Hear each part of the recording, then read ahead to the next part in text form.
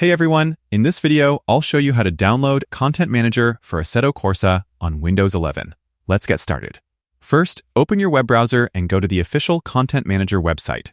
Scroll down if needed to find the download section, click Download Lite version to get the free version of Content Manager. After the download is complete, open your Downloads folder and extract the zip file. Next, open the extracted folder and double-click contentmanager.exe to launch the application. If prompted, locate and select your Assetto Corsa installation folder.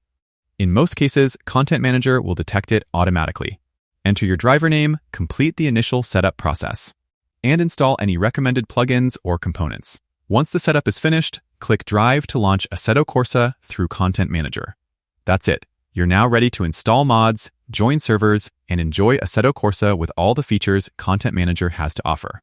If you found this video helpful, don't forget to like, share, and subscribe. Thanks for watching, and I'll see you in the next video.